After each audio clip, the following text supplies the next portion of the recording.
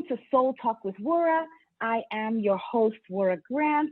Today it's going to be a powerful, life-transforming session.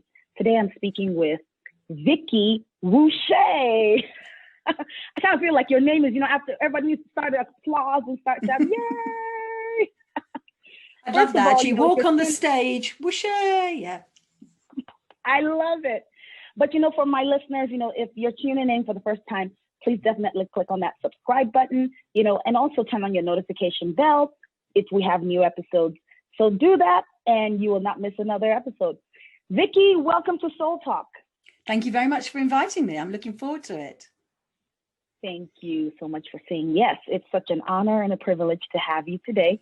So, you are a speaker, you're an author, you're an investor, you were a lecturer. I mean, it's like you have this whole slew of, careers that you have. So can you just tell us a little bit about yourself? Who was Vicki Wusche before all of this?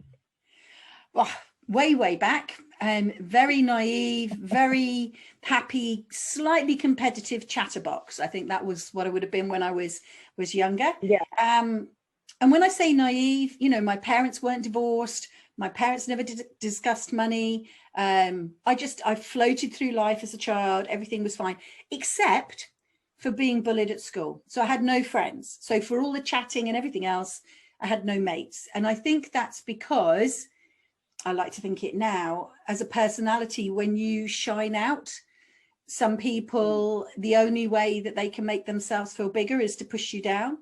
And that's what it was. We could have competed. I wasn't necessarily competing with them. We could have competed, but they'd rather push me down or shut me out. And that literally went from the end of primary school all the way through the whole of my secondary school, which for you would be right up until you're 18 years old. And then I left school, it was fine. And then eventually met and married a man, obviously. That's not obviously, but married a man, had 2 children. The obvious was that I had 2 children with him, but even that's not obvious these days. So met and married someone, had 2 children, but all the way through, I can now see that I'd repeated some form of bullying thing again, in that I'd gone into the relationship not really understanding what a wife was, and had followed what my mother had done. And I don't know whether this will directly relate to you, but my mum was second to my dad. So my dad was the major breadwinner. She was the one that looked after the kids. She was the one that cleaned the house. He was the one that went out to work. And so when I got into this relationship, I assumed, although we both worked because we didn't have children, that my husband was the breadwinner and I was going to keep house. And that's literally what I did. I repeated my mother's pattern of cleaning the house for 3 hours on a Saturday morning. I don't do any cleaning at all now. That's not me. But by subjugating myself in that relationship, I unconsciously gave him the power. And then just, the marriage was just awful. I mean, got to the point where when he was unhappy with his work situation, he lost his job and everything else. In order to make himself feel better, the only way to do that is to suppress me. So we divorced. Yeah. And we divorced when my children were 2.5 and just turned 1. So, I mean, tiny kids, all of a sudden, I'm on my own, went back to my parents, slept in their back bedroom. And literally from there, the point of rebuilding Vicki into the Vicki I am now came about. And actually, the Vicki I am now is the 10-year-old Vicki before I was bullied. I'm back to... I don't want to offend anybody. All I actually want to do is help everybody, share knowledge. If you like me, great. Come and have a hug. Well, we can't because of the virus, but come and touch my elbow. That would be great.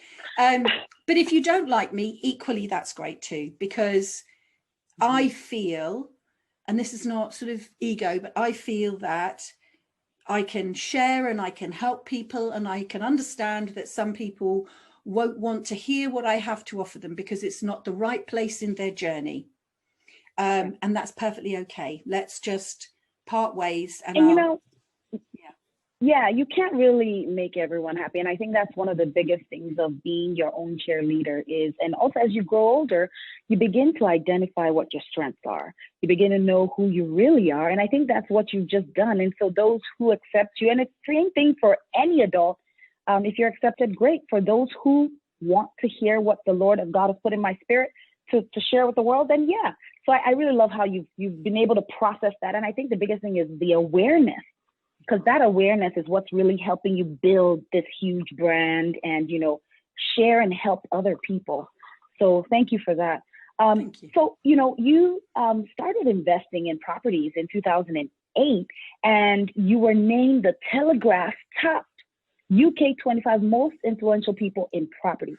So first of all, let me do the tape roll again. Go back. I didn't read your bio. Vicki, we have to do that because you have so many accomplishments. You've done such great things. And I really think our listeners or the people watching want to really hear who Vicki is. So you started investing in 2008, and then you were named the Telegraph top UK's 25 most influential people in property. You are an international speaker, author of 5 books, including the finalist in the Business Books Award, March 2020, which was just right when the pandemic took off. I know. I had the dress, the party was cancelled. But don't worry, you know what? We have 2021. We're not going to repeat next year. No. Amen. You firmly believe that people are trained to think, they will die young, but they really won't. The doctors will see to that. So you help people identify and leverage their personal resources in order to create powerful legacies through their own form of a non-traditional wealthy retirement. And you know what I like most about your bio? In your spare time, you like traveling. So how have you handled the whole of last year? Because none of us could travel. I know. Do you know what? I've turned from being a mermaid. So I'm a mermaid. I've got like all the curly hair. I'm not quite amphibious, but put me near water and I'm in. I scuba dive a lot. And we've been very privileged to travel all over the world. And that has been the hardest thing, not to be back in the seas. I know. But I've become this fanatical, because I think I'm fanatical at everything I do, fanatical lockdown gardener. If I could only take you to the rear bedroom, the dining room, and my 2 greenhouses, you would see the 500 tomato plants, the 10 different species of courgettes. Because of course I can't plant one courgette plant. Would you like it round? Would you? Oh, this is zucchinis for you. Would you like your zucchini round? Would you like them long? Would you like them yellow, green, with or without stripes? Wow. And don't even get me started on the tomatoes. What shape, color you want, with or without stripes? Flat, wow. Like a, I know. You know what, Vicki? I think everyone literally had to pivot in 2020. You had to pivot. If you didn't pivot, you just literally just went extinct, right? And like you went to tomatoes, I started flipping my house, like flipping homes, right? And just getting more into property investment. So I'm really interested in what you're about to share with us, because it's a little bit different here in the U.S., but it's the same thing, right? It's property investment. Wait, I couldn't do property because we literally locked everything for 6 months. So all of our estate agents, all of our letting agents shut.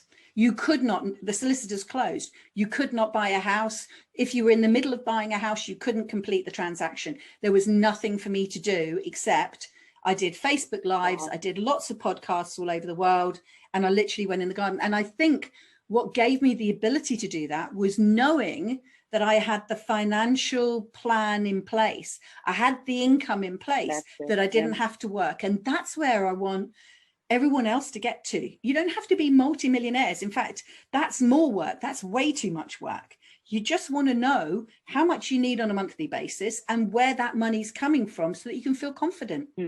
Easy. Agreed. Yeah, that sounds easy. Now to actually do the steps and put the action to, to the words and read your book, right? So, we titled the episode today, Debt to Destiny. And basically, focusing more on your book, which is basically just strategies to ensure long-term financial resilience. And the title of your book is The Wealthy Retirement Plan, a revolutionary guide to living the rest of your life in style. I love that because I love fashion. And so just being able to coin that word in style, it makes me feel rested for some reason. I don't know why. But yes, awesome title. So, first of all, let's just go ahead and just start with, talking about how you went from a university lecturer to, getting to learn more about investments and financial retirement. Okay. So I think I always have loved maths. That's probably the sticker rock message that runs through me.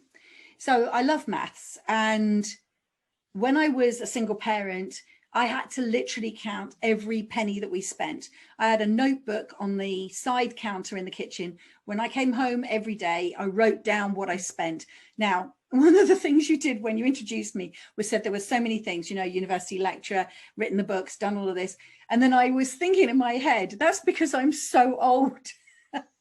When you're older, when you're 20, like you've only had 20 years to do things. I've had years to do things. So I'm so old that when I was at university with the children, we didn't have mobile phones that would have an app on it, right? We were still using the old Nokia 6310. So I'm not going to bother telling you how old I am, but Nokia 6310 was like, wow, back then. So there was no apps to do it. So I just wrote everything down. And because of that, money is just this word that runs in my head. I have no emotional attachment to it. I don't feel like I've got to have millions. I just want to make sure that I've always got enough that I can live my life my way, on my terms, secure in the knowledge that I have the money coming forward. So literally, there I was strolling along, having a wonderful life as a university lecturer, had great big summer holidays to be at home with my young children. My parents stepped in when I used to have to teach in the evenings, etc., etc. And then I get made redundant. And yet again, so marriage pulled one rug out from underneath me, which includes all the finances, because you get entangled in a relationship. And now an employer has pulled the rug out from underneath me. Now I'm with no money again. And I just thought, you know what? I am never going to put myself in this position again.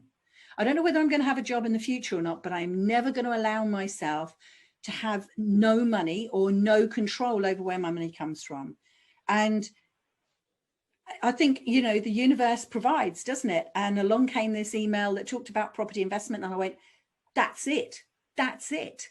If I put my money into property, I can leverage, don't want to get too technical, but by taking out a bank loan and putting my money with it, I don't have to use all my money in one house, me and the bank together, which will enable me to buy more houses. So I can leverage my money. I can get a tenant to pay the mortgage costs, and I can make a bit of profit off the top. And that profit can then be my wages for what effectively is a business. I've created a business, buying houses, doing them up, renting them out, and providing decent homes to people, because that's how I got out of my parents' back bedroom, is that someone effectively did that for me. Wow.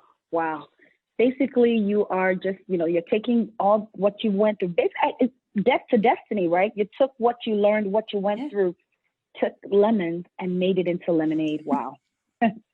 Beautiful. So, you've touched on some of the challenges that you faced. I think what I just really want to hear about is, how these challenges, maybe one specifically that you feel you went through that really molded you to overcome and then become. If that question makes sense. Yeah, one that. And you don't have to be specific. You don't have to go into the detail, but how did you overcome the challenges? Do you know what? I think it's being a mother. All of this, from getting over the breakup of a relationship, finding a new home, being homeless effectively, having no money, reinventing yourself. You'd had one personality, like I am the wife of, and now you're just back to being Vicki again. Who is this Vicki? We've asked that question before. And I think it's that, my focus was on my children. Part of the reason for breaking up in my relationship was that I didn't want my two girl children to see their, obviously female mother, but as a female role model, I didn't want them to see me being treated like that and accept being treated like that.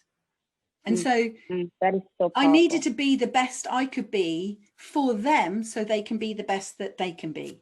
And I have got 2 girls now. One's got 2 beautiful grandchildren, a partner of her own, a house of her own. You know, she's very successful. And then my other daughter is just literally this year, in a month or so from now, going to qualify as a doctor. She's been living abroad for 6 years with all the hardship that that brings to become a doctor, you know. So I think that point, putting my children first, but still remembering that in order to put my children first, I somehow still had to be first and front and center too. Wow, that is powerful. Congratulations to your daughters, of course, and they have such a great example to follow, correct? Right? Just by you walking those steps in advance for them. So, you know, let's just jump right into the investment piece. Can you explain to our listeners the difference between the traditional retirement plan and the non-traditional, which you kind of talk about it in your book? Yeah. So traditional retirement is when the government makes a rule that says you are allowed to retire at this age. So in the UK, it's 65, although they've changed the age recently. So it's 66 and 67 and so on. So even as you're heading towards your goal, they can be pulling the goal away from you. And at that point, depending on the plan you've created, either the government will pay you some money that's a government pension out of your social security, or you'll have had a private pension or maybe a worker's pension. And that's the money that you have to live on. And when you look into the background of this, that is invariably 40 to 60% of your wages, because somehow they believe that you don't need as much money when you're retired. The assumption is that your housing costs will have reduced. Well, that only works if you own your own home and you've cleared your mortgage. But I don't know about you, but 65 is like the new 40. At 65, I'm going to be traveling, having holidays. The last thing I want to be is on 40% of the money that I had when I was 64. So a non-traditional retirement is actually, how do you want to live? Not in retirement, but how do you just want to live? Right, I want to be able to work 3 days a week, do 2 days a week in my community or on a project, or maybe making art or doing photography or writing books. And therefore, I need to create an income stream that allows me to fund a 7-day-a-week life by only working 3 days a week in a traditional job, getting a wage. That's the plan. Now you're living life on your terms. You're not waiting till some notional age in the future when someone says to you, you know what, what would you like to do? Oh, you'd like to do that. Well, you can't, because you've got to wait till you're 65. It's more about saying, how do you want to live, Wura? Okay. How much is that going to cost? Great. You can live it from tomorrow. That's, you know, that's exciting. That's phenomenal. Now. That's what I think everybody wants to be able to hear, correct? Everybody wants to hear that. Wow. Thank you so much for sharing that definition. So I want you to, after explaining that difference, you know, in your book, you talk about the challenges of the traditional retirement plan and why you think it's not such a safe model plan. I mean, so, you know, here in the United States, we have Social Security, and of course, it's the same age, 65 is the retirement age. UK, you all have the NHS, correct? Yes. Is that what it's called? Yes. Okay. So both are in crisis points, because in your book, you talked about them in in the UK, it's in a crisis point, but someone like me, we're concerned we may not have enough in our retirement. So, you know, can you just share how one can plan for this in advance? You know, since I may not even have enough in Social Security. Yeah, I think it's about making sure you understand how much money you have now as income and how much money you have now as expenses. It's back to that question of maths again. But this isn't the sort of maths where you're going to be tested under school. This is the maths that is life altering and life empowering. It's so important that you know this. Just check what you spend on a monthly basis and then make that decision. And I know you said you love fashion and style and everything else, but let's say, for example, I used to have a really bad necklace habit. Beautiful. I love necklaces. Then I started thinking to myself, if I buy that necklace and I spend £100 on that necklace, that £100 goes to make that person rich, that person wealthy. That's not building towards the life that I want. And I've got, you know, 10, 20, 30, 40 necklaces already. Do I really need another? Now, you and I privately might go, of course you need another necklace, but, you know, do you really? Do you? Or another pair of shoes, or, you know, whatever it is. So I think it's about understanding, are the things that you're spending money on contributing to your wealthy life, wealthy now and wealthy in the future. And if they're not, then they're going off to make somebody else rich.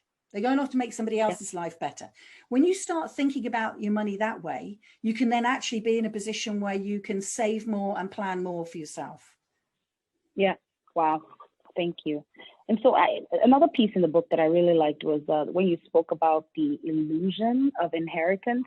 I was actually thinking about that last week, and I thought about it. I said, people, when they retire, when they inherit money, they inherit this whole bunch of money. But I'm seeing a statistic that they don't keep this money. The money doesn't stay, it's like they get it to buy a house, buy a car, but they don't use it, they don't keep it for long term. So just what recommendations or solutions do you have in gaining back that wealth that's lost and then building? Well, I think it's two things. One, recognizing that our parents are living much longer. I mean, my grandparents didn't live until I was 18. My mother has not only seen her children go through, but has met her great-grandchild. So with all the health things, our parents and our grandparents are living older. So don't assume that you're going to get an inheritance is the first thing. I go back to my previous point of how do you want to live your life? How much is that going to cost? Where are you going to get that money from? And what choices are you going to make about spending that contribute to you being able to live the lifestyle, not the stuff, the lifestyle that you want to live. And that applies exactly to inheritance. When people get a lot of money, they get the lottery winner syndrome and they blow it. Absolutely, yes. It's money about that values. You've never been you've not learned how to spend the money, so you just get this money and you're like, oh my gosh, this is wonderful. Anyway, so I wish we had more time. You know what, Vicki, I have to have you back. 20 minutes is it's really not enough. I have so many questions written down and I'm looking at the time like we just don't have enough time. But okay, I'm going to ask you these two questions and if you can just briefly go through it. But then please, I'm going to have you say yes now for the next interview. Yes? Okay. Yes. Oh, yes. Video. I'd love to come back. I'd love to come back. Awesome. Definitely. So what do you do when you are not, this one is most important, when you're not writing books, you're not buying houses, you're not helping clients build their business and wealth, So what do you do? Grandchildren in the garden at the moment, and that's just because we're in lockdown, of course. If it wasn't for lockdown, then I would be off scuba diving somewhere or traveling the world. But my grandchildren have become the biggest and best gift ever. That is beautiful. Yeah, grandchildren. I mean, I have two young kids, and I can just imagine, you get to teach your grandchildren about generational wealth, building generational wealth. That's awesome. So what's that one belief that has changed your life, or what myth did you bust just in your whole experience of writing the book? Well, that I can actually shape my own life. I think we are so easy to be led into, we go to school, we do what they tell us at school. Obviously you obey your parents, but then when you come out as an adult, you do the things that school told you to do. So you have to go to college, you have to go to university, you have to get into debt, you then have to get a job to pay off the debt, you have to buy a house. And you have to live your life in a certain way, and you have to be rich, or you don't mean anything, or you have to be like this, or it doesn't mean anything. And that's not true. What matters to you? Go back to your core. What are your values? I've traveled all over the world and seen people live in mud hats with electricity strung through trees just so that they can watch a football match. And they are so much happier than we are over here in the Western world because their values are being met. They're with their families, and that's what matters. Oh, that is so beautifully